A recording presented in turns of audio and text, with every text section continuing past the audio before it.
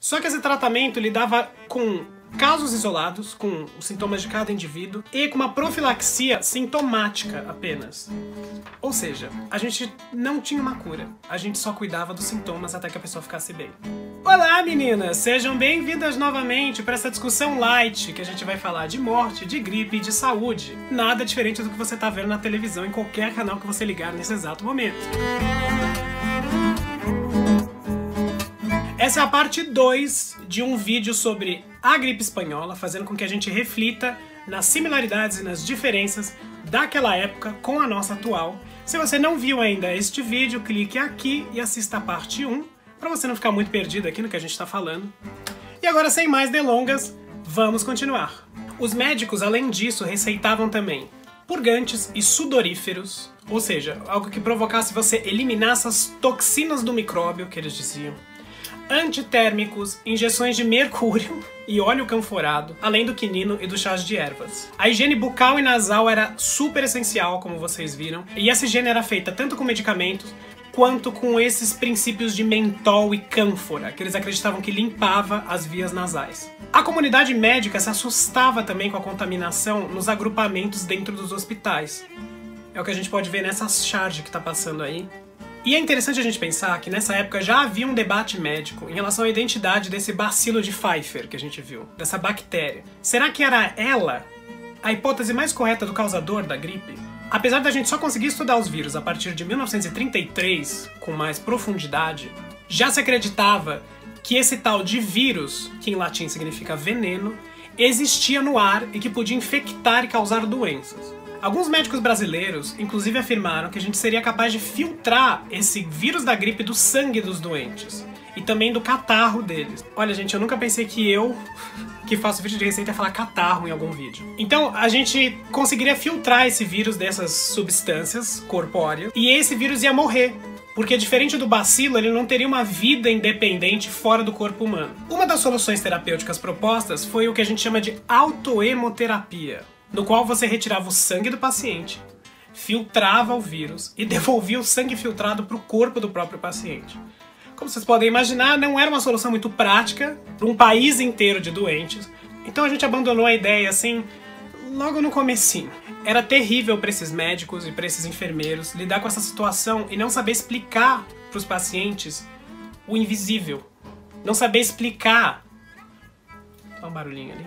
Posso? Obrigado. Esses médicos e enfermeiros achavam terrível não conseguir explicar para os pacientes esse invisível que tomava conta desses corpos. Você não conseguir nomear o sofrimento do paciente. Você não conseguir curar aquilo que tanto afligia essa população toda. Então a gripe espanhola, ela surge também como um tipo de zombaria a esses avanços médicos que estavam ascendentes desde o século XIX. A gente estava cada vez mais alcançando progresso. E aí surge uma gripe, um micróbio, que simplesmente leva tudo abaixo. Isso foi meu estômago. Talvez eu deva tomar café da manhã na próxima vez que eu for gravar.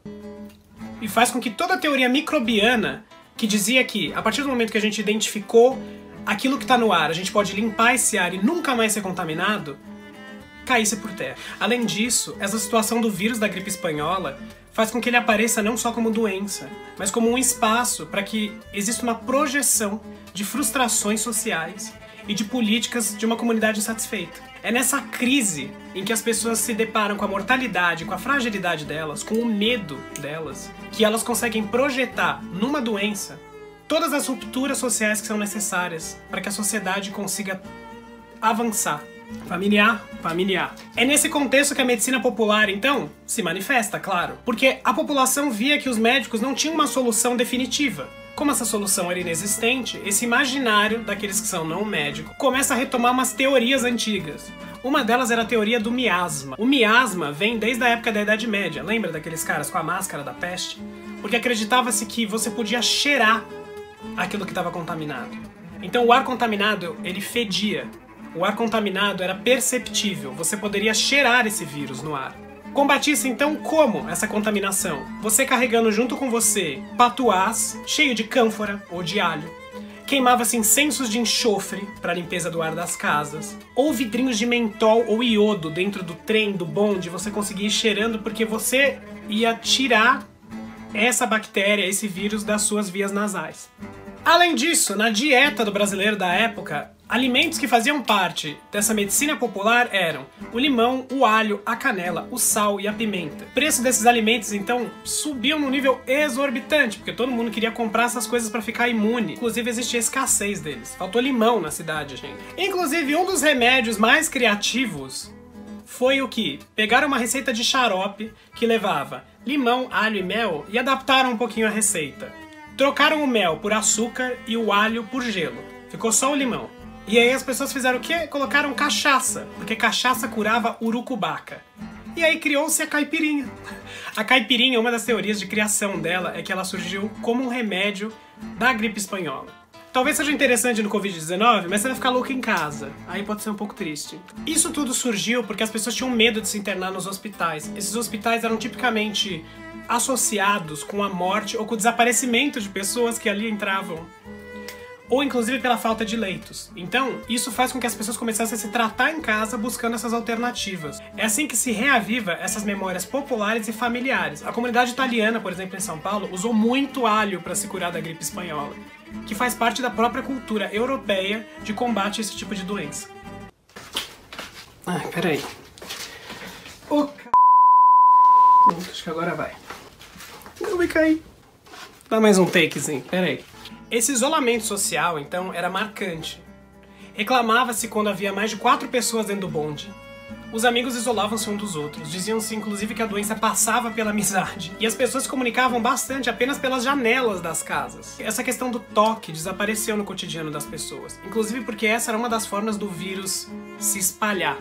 No meu Instagram, eu tinha pedido para vocês perguntarem algumas coisas, as dúvidas que vocês tiveram. Algumas das dúvidas foram para eu trazer o contexto social dessas pessoas na época e inclusive o contexto artístico. Eu quero então retomar, através desses recortes que vão aparecendo aí na tela de vocês, notícias, vocês podem pausar para ler, sobre a quarentena. Por ação voluntária ou mandatória, as escolas, os teatros, os cinemas, os comércios e outros espaços de convivência foram aos poucos fechados. Algumas lojas, por exemplo, como o Mapping, disponibilizaram entregas a domicílio, tanto de catálogos quanto de produtos. A gente tinha aí um Rappi, minha gente. E também cursos à correspondência viraram uma demanda nova, principalmente os de idioma. O EAD, olha, muito moderno. Para algumas classes, infelizmente, não existia leis trabalhistas. E isso fez com que as pessoas ficassem em casa sem pagamento ou qualquer tipo de ajuda. Inclusive, no fim da quarentena, os patrões que pagaram os seus funcionários no período de isolamento eram muito exaltados nos jornais como bons samaritanos. Mas só isso. Teve gente que ficou sem receber, teve gente que ficou na miséria, teve gente que morreu não só por gripe, mas por fome.